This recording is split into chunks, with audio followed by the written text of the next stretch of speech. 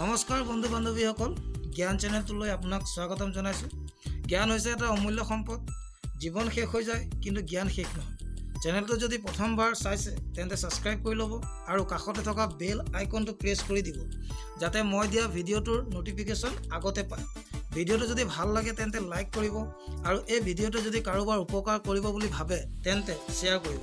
আৰু আপোনাৰ যদি কিবা জানিবলগীয়া থাকে তেন্তে কমেণ্ট কৰি জনাব। আৰু দেৰি নকৰি আজি আমাৰ ভিডিঅ'টো আৰম্ভ কৰিবলৈ। নমস্কাৰ বন্ধুসকল, আজি মই এই ভিডিঅ'টোত প্ৰেজেণ্ট পাৰফেক্ট টেন্সৰ বিষয়ে জনাবলৈ ওলাইছোঁ। তো ইতিমধ্যে মই প্ৰেজেণ্ট ইনডেফিনিট, প্ৰেজেণ্ট কণ্টিনিউৱাছ টেন্সৰ ওপৰত মই ভিডিঅ' বনালোঁ। আপোনালোকে মোৰ ভিডিঅ' প্লে'লিষ্টত গৈ পেলাই চাব পাৰিব। আৰু এতিয়ালৈকে যদি চেনেলটো ছাবস্ক্ৰাইব কৰা নাই, ছাবস্ক্ৰাইব কৰি লওক, যাতে মই আগন্তুক দিনত যিবোৰ ভিডিঅ' আপলোড কৰোঁ তাৰ ন'টিফিকেশ্যন আপোনালোকে আগতে পায়। তো প্ৰেজেণ্ট পাৰফেক্ট টেন্স বুলি ক'লে আমি কি বুজোঁ? বৰ্তমান সময়ত কোনো এটা কাম অলপ সময়ৰ আগতে সম্পূৰ্ণ বা শেষ হ'লে তাক আমি প্ৰেজেণ্ট পাৰফেক্ট টেন্সত লিখিব লাগে বা প্ৰেজেণ্ট পাৰফেক্ট টেন্স বুলি আমি কওঁ। এতিয়া মই চিম্পুল আপোনালোকক এটা উদাহৰণ মই দিছোঁ। এক্সাম্পল ধৰি লওক, মই কাপোৰ এযোৰ পিন্ধিলোঁ, ধুনীয়াকৈ মই ওলাই পেলাই আগফালে আহিলোঁ। তো আহি পেলাই মোক মোৰ বন্ধু এজনে দেখিলে যে তই কি কৰিছ, মানে তইতো কাপোৰটো ঠিকেই পিন্ধিলি হয়, কিন্তু তই দেখোন মোৰে নাওচলি। এতিয়া কথাটো এনেকুৱা হৈ গৈছে যে মোৰ ওলোৱা যিটো কাম আছিলে, কামটো সম্পূৰ্ণ হোৱা নাই, মানে মোৰ আচৰা কামটো থাকি গৈছে। তো যেতিয়া মই মূৰ আচুৰি পেলাই মই ওলাই আহিলোঁ, তেতিয়া মোৰ বন্ধুজনে দেখা পাই পেলাই ক'লে, ৱাহ বঢ়িয়া আছে দেই, পাৰফেক্ট হৈছে। মানে মোৰ যিটো ওলোৱা যিখিনি কাম আছিলে, মোৰ গোটেইখিনি কাম সম্পূৰ্ণ হৈছে। তো আপোনালোকে বুজি পাইছে কথাটো। পাৰফেক্ট মানে কি হৈছে? যিটো কাম শেষ হৈছে বৰ্তমান। তো ইয়াত হৈছে কি, আপোনাৰ চিম্পুল উদাহৰণ মই দিছোঁ। মই ভাত খাওঁ, এইটো হৈছে present indefinite. I eat rice. মই ভাত খাইছোঁ বা খাই আছোঁ, এইটো হৈছে continuous. I am eating rice. বৰ্তমান কামটো চলি আছে। আৰু মই ভাত খালোঁ। এতিয়া মোৰ মায়ে মোক সুধিলে, তই ভাত খালি নে নাই? তো মই ক'লোঁ যে মই ভাত খালোঁ, মানে মোৰ ভাত খোৱা কামটো অলপ দেৰিৰ আগত শেষ হৈ গৈছে। তো ইয়াক আমি লিখাৰ যিটো ফৰ্মুলা আছে, এই ফৰ্মুলাটো আমি কেনেকৈ ইউজ কৰিম দেখুৱাই আছোঁ। তো ইয়াত ব্যৱহাৰ হ'ব হেভ আৰু হেজ, ঠিক আছে। তো ছিংগুলাৰ লগত সাধাৰণতে হেজ ব্যৱহাৰ হয়, কিন্তু আইটো হৈছে ফাৰ্ষ্ট পাৰ্চন ছিংগুলাৰ, সেইটো কাৰণে ইয়াৰ লগত হেভ ব্যৱহাৰ হয়। তো হি চি থাৰ্ড পাৰ্চন ছিংগুলাৰ হয়, তাৰ লগত হেজ। আৰু প্লুৰেল ফৰ্মত উই আৰু দেৰ লগত হেভ ব্যৱহাৰ হয়, ঠিক আছে। তো নেক্সট আহি গ'ল আপোনাৰ ইয়াত যিটো মূল ভাৰ্ব, মানে যিটো কামটো যিটো কথা কোৱা হৈছে, সেই কামটোৰ সদায় থাৰ্ড ফৰ্ম, মানে ভাৰ্বটোৰ থাৰ্ড ফৰ্ম বা পাষ্ট পাৰ্টিচিপল ফৰ্ম ব্যৱহাৰ হয়। তো ফৰ্মুলাটো বনি গৈছে কেনেকৈ? ছাবজেক্টৰ অনুযায়ী হেভ আৰু হেজ, আৰু ইয়াৰ পিছত যিটো কাম থাকিব সেই ভাৰ্বটোৰ থাৰ্ড ফৰ্ম, মানে পাষ্ট পাৰ্টিচিপল ফৰ্মটো ব্যৱহাৰ কৰিব লাগিব। দেন তাৰপিছত আহিব অবজেক্ট।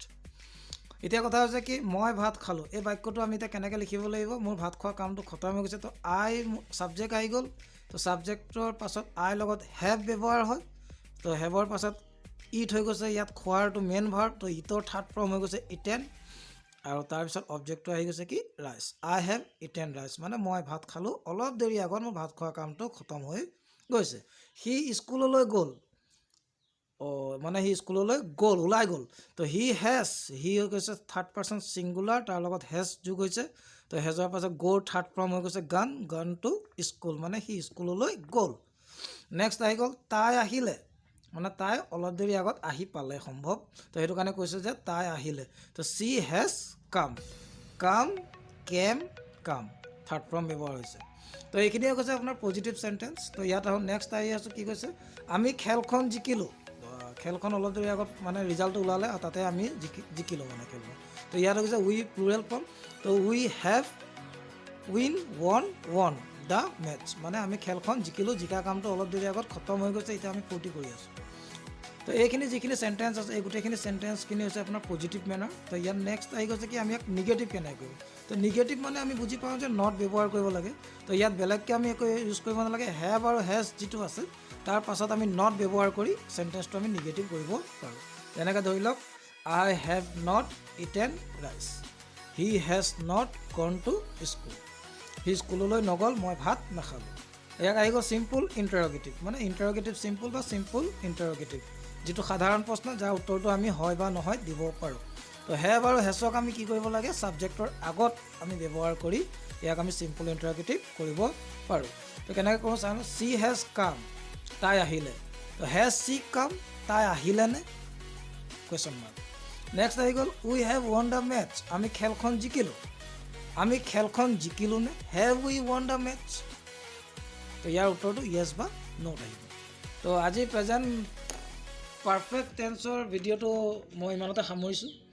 যদি ভিডিঅ'টো আপোনালোকৰ ভাল লাগিছে, যদি মই বুজাব পাৰিছোঁ নে নাই, মোৰ ফালৰ পৰা মোৰ যিখিনি এক্সপিৰিয়েঞ্চ আছে মই আপোনালোকৰ আগত শ্বেয়াৰ কৰিছোঁ। যদি ভিডিঅ'টো ভাল লাগিছে তেন্তে লাইক কৰিব, শ্বেয়াৰ কৰিব আপোনালোকৰ বন্ধু বান্ধৱীৰ লগত।